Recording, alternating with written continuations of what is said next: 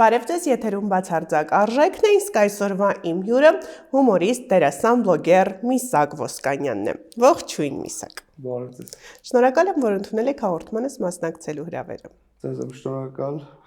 որ ինձ հրավիրել եք։ Վստահ եմ, այսօր միասին հետաքրքիր ու հումորային զրույց ենք ունենալու։ Փորձենք։ Կադրից դուրս այդպես էր, կադրում տեսնենք։ Միսակ,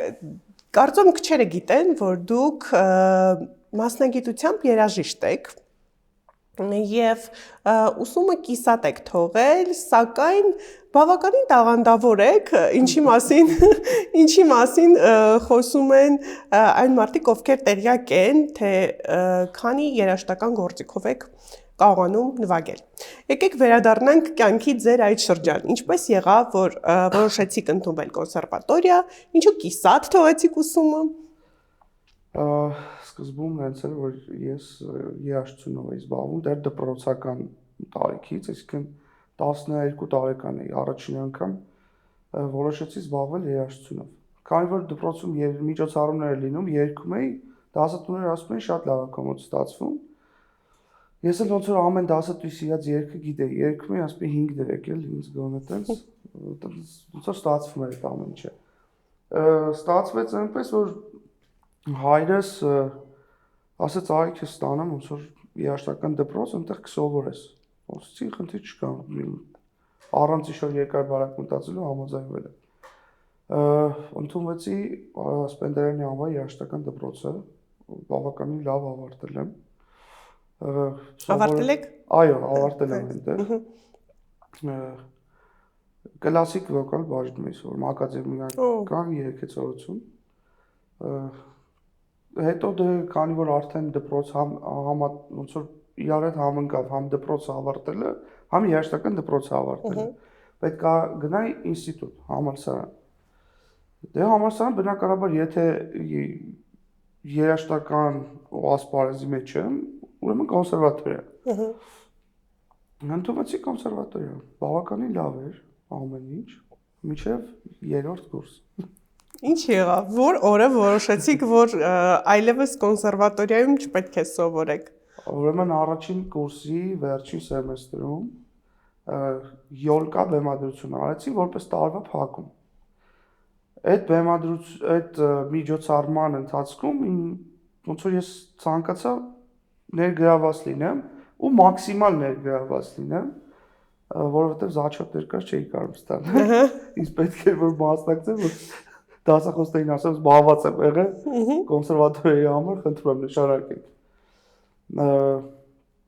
Ու այնպես ստացվեց, որ այդ ամբողջ միջոցառման հենց կենտրոնում հայտնվեցի ես, այսինքն ինչքան դեր կար, ինչքան երգելու պարտիաներ կար, բոլորը իմն էին։ Ու նկատեց ավելի ճիշտ Վահե Խաչատրյանը, առաջարկ եղավ, որ կավեն խաղամ։ Ու մի անգամից խաղամ արտերկրում, այսինքն Մոսկվայի լիգաներում, ես այդ ընթացքում բացարձակ չգիտեի թե կավենը ինչ է։ Զուտ լսել էի Նովի Արմյանի, Երմի, այդ անունները զուտ գիտեի, մեկ էլ 90 թվականի այդ վիդեոները որ դարձա։ Այսինքն ոնց է այդ ամեն ինչը լինում, ոնց են խաղում, ինչ փուլեր կա, տեղյակ չէի ընդհանրապես։ Մեկնեցինք առաջին խաղը, այնպես ստացվեց, բավականին լավ էր, ու ես հասկացա, որ այն բեմի զգացողությունը, որը ռեալ դու տալիս ես հանդիսատեսին ու հանդիսատեսից վերցնում ես թե ծափը, թե ծիծաղը, մի հատ էյֆորիայի մեջ ոնց որ ինձ գցեց ու հասկացա, որ չէ, ավելի լավ է։ Կավենում ավելի լավ է։ Ուզում եմ խոսել այդ զգացողությունների մասին, պատասխանատու քայլ, բեմ եւ առաջին այդ քայլերի հետ կապված ձեր զգացողությունները ինչպիսին էին։ Կար վախ որոշակի առումով չհաջողվելու։ Ես այդ ժամանակ քանի որ 18 տարեկան էի, երիտասարդ, ավելի ոնց որ չէ, տարիքում ավելի արունը դիառում է, Մոսկվա, հետաքրքիր պահեր։ Այդ արունը եռալու շնորհիվ իմ մոտ լարվածություն կար մենակ մի բանից, տեքստերից չմոռանամ։ Մնացած արդեն երբ որ ուղղակի բարձրանում էինք բեմ, վсё։ դառնում էր ոնց որ տունը լինեիր։ Ու տենց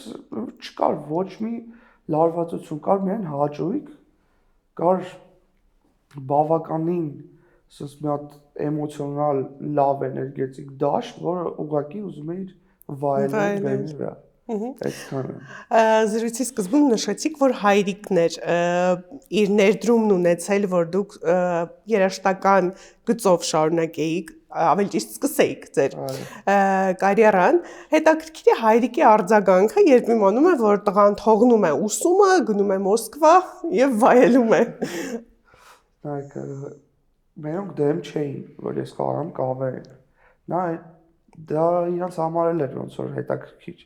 Ոնց կլինի, ինչ կլինի, բայց միշտ papan ինձ ասում էր երգելու ես, չէ՞ այնտեղ։ Դե ասում եմ երևի։ Հողա, գնամ երգեմ։ Բայց ասեմ որ միջև այսօր էլ papan չի համակերպվում այն մտքեդ, որ ես չեմ երգում։ Որովհետև կարծում եմ այսօր տաղանդավոր երաժիշտների պակաս մենք ավելի շատ ունենք։ Միգուցե։ Ես այս պայդերությամբ իմ երգեցողությունը կօգտագործեմ ու փորձելու եմ օգտագործեմ իմ հումորային նախագծերում, հումորային իրավիճակներում եւ մնացած այլ տեղեր, բայց ես ինքս էլ չեմ ուզում։ Եթե մարդ մի բան չի ուզում, չի ուզում։ Չես կարող ստիպես։ Եվ դարի պահանջված, այսպես ասեմ, մասնագիտությունը եւ տարածված մասնագիտությունը գրավեց նաեւ ձեզ։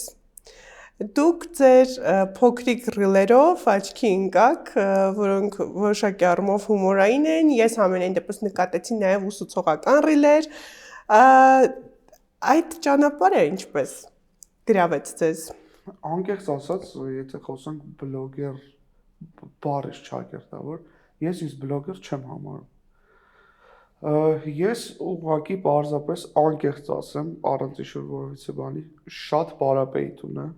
Ոչ մի բան չկար անելու։ Որոշեցի ուղղակի մի հատ վիդեո նկարեմ ու հենց այդ օրը գցեմ։ Всё, այսպես մնալու է։ Բնականաբար ընկերները շուտվանից ինձ խորհուրդ էին տալիս, որ այդ ամեն ինչը ես անեմ։ Բայց ես ասում եի, չէ, ինձ դուր չի գալիս դա։ Որովհետև նրանցն է այսօր կյանքը, այսպես ասած։ Չի ասի։ Հայտնիության ավելի հեշտ ճանապարհ է բացվում։ Բնականաբար, հայտնիության ավելի հեշտ ճանապարհ է, բայց այդ հայտնիությունն էլ պետքա ճիշտ օգտագործել։ Պետքա ճիշտ օգտագործել հասարակության համար, այսինքն եթե դու անում ես հումոր, իմ կարծիքով, սա իմ սուբյեկտիվ կարծիքն է, եթե դու անում ես հումոր, նաև քո հումորը պետքա լինի ուսուցողական։ Որ օրինակ, եթե ինչ-որ մի բան կա, որ քեզ դուր չի գալիս, դու արա այդ ամենի մասին հումոր, ներողություն ռուսերեն բառի համար ացիլ կարա այն բանով, որ ուրիշները տեսնեն ու չանեն դա էլ։ Ես կարծում եմ այդ ուսուցողականի հատվածից պետք է ցիտեմ ձեզ, քուչի լյոքշ թեման է։ Դուք խոսում եք մի բանի մասին, որը վստահ եմ ձեզ դուր չի գալիս, միևնույն ժամանակ այն տարածված է, ըստ ձեզ կարողանում եք որոշակի կերպով խթան հանդիսանալ, որ չլինեն մեր միջի այդ տղաները։ Շատ բազմաթիվ տղաներ, շատ լավ տղաներ ինձ գրել են, որ շատ լավ է ստացվում, շատ մեզ կրկնօրինակել է։ Շատ լավ է ստացվում ու ես երբեք չեմ ունեցել այնպիսի բան, որ եթե գրում են, ես պատասխանում եմ, կոնտակտի մեջ եմ մտնում։ Երբեք չի եղել այն բանի մոտ, որ վայ զապրոստների մեջ թող մնան, ես սենց չէ։ Միշտ բոլորը հետ խոսացել եմ, անծանոթ տղաներ են շատ գրել, ում հետ ես նույնիսկ անկեղծ խոսացել եմ, որ դե ես սա անում եմ, որ դաս չլինի, ու իրանք միջև հիմա ինձ հետևում են ու անկեղծ ասեմ, ես իրանց մոտ լիքը փոփոխություն եմ նկատում։ Կիսաքյարթու կամ քյարթու վիճակից ավելի նորմալ քյարթու։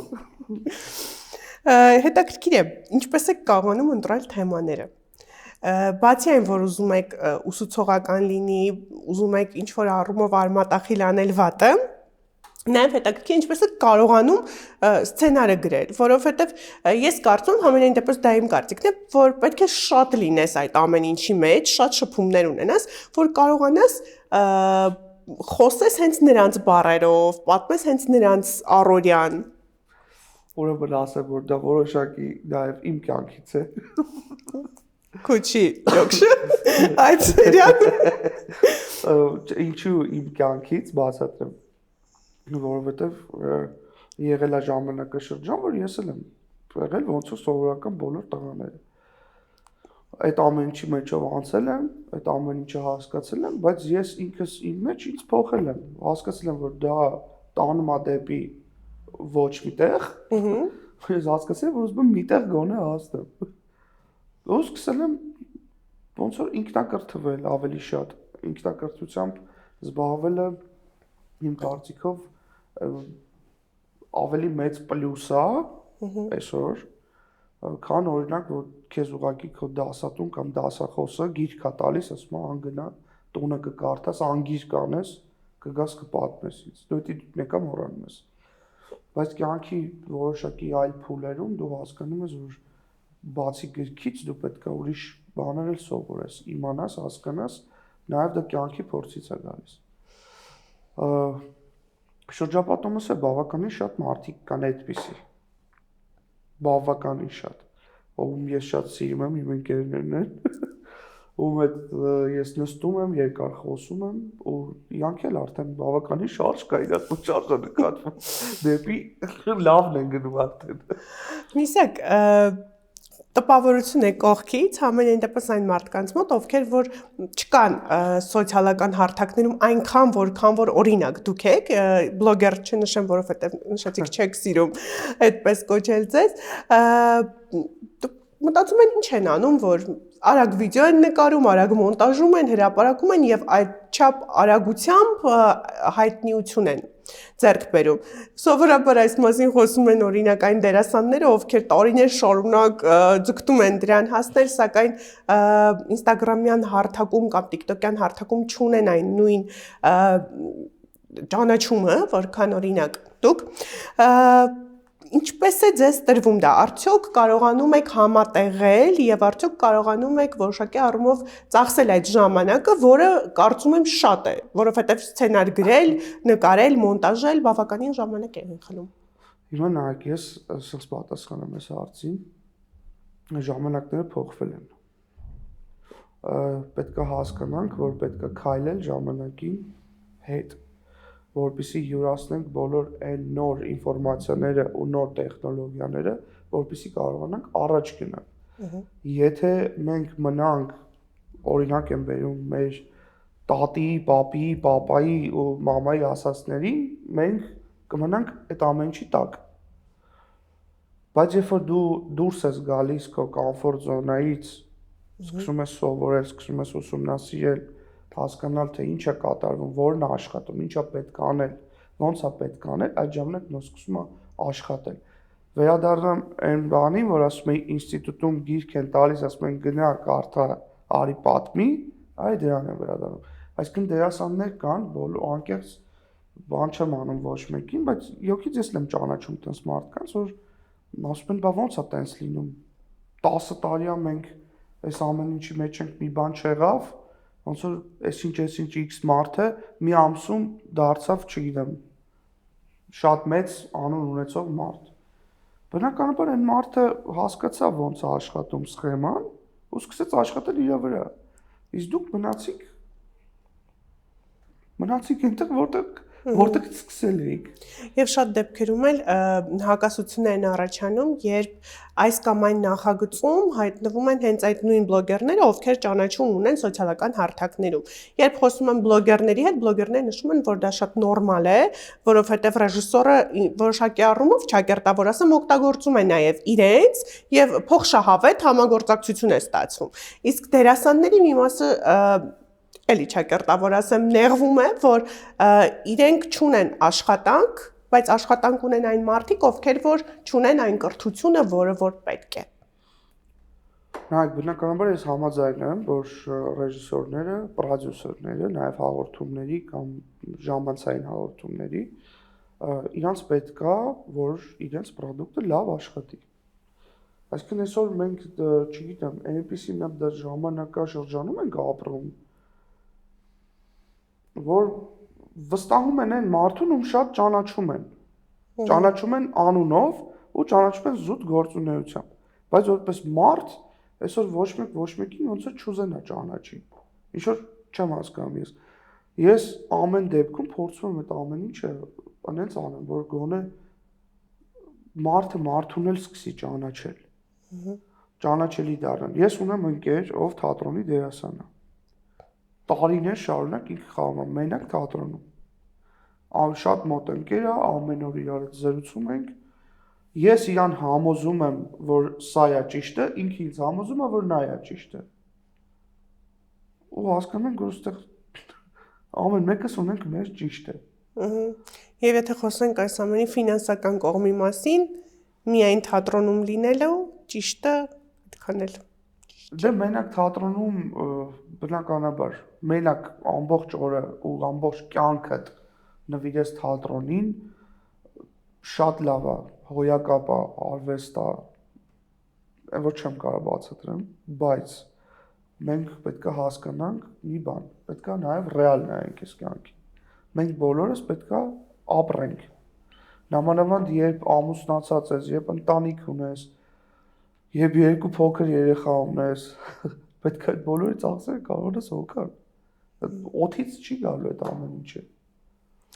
Իմ աչքից չվրիպեց ձեր գրառումներից մեկը, երբ խոսում էիք ընտանիքի մասին, ձեր թույլտվությամբ կարդամ, հրապարակել էիք ձեր դստեր լուսանկարը ու գրել. Ես հումորով եմ ապրում, բայց սիրո հարցում երբեք չեմ կատակել։ Ծիծաղը իմ գործիքն է, ընտանիքը իմ հավատքը։ Կինս ու երեխաներս այն մարդիկ են, ում կողքին ես չեմ խաղում դեր։ Էկրանին կարող եմ ծիծաղեցնել, բայց տանը լռել ու զգալ։ Հետաքրքիր է ինչպիսին է տանը, Իսակը։ Տանը ոնց որ բոլորը շատ սովորական։ Այս գրառման մեջ բավականին խորություն կար։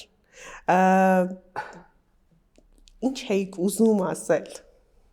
Ես ունեմ երկու դուստր, ու իրանք իմ ամեն ինչն են։ Ես իրանց համար, չգիտեմ, ամեն ինչի պատրաստ եմ, ոնց որ յուրաքանչյուր նորմալ հայր։ Երբ որ տեսնում ես շուրջդ ինչ է կատարվում, դուրս ես գալիս փողոց, շփվում ես, այդ ամեն ինչի մեջ ես, այսինքն տունը նստած չես։ Դու մաքսիմալ իրանց փորձում ես այնպես մեծացնես ու այս տարիքից արդեն այնպիսի դաստիարակություն սերմանես իրանց մեջ, որ վաղը մյուս օր եթե իրանք մնան մենակ էլ, գոնե կարողանան հասկանալ ինչ է կատարվում իրանց չորս կողմը, որը ահավոր դժվար է, շատ դժվար է։ Հատկապես որ անկյունի մասին եք խոսում, ինչն է ավելի շատ ձեզ վախեցնում։ Բացեք փակագծերը։ Խոսքը աղջիկների, խոսքը աղջիկների մասին է շատ։ Երկու աղջիկ երեխա ունենալը հոր համար այդ ուրիշ բան է։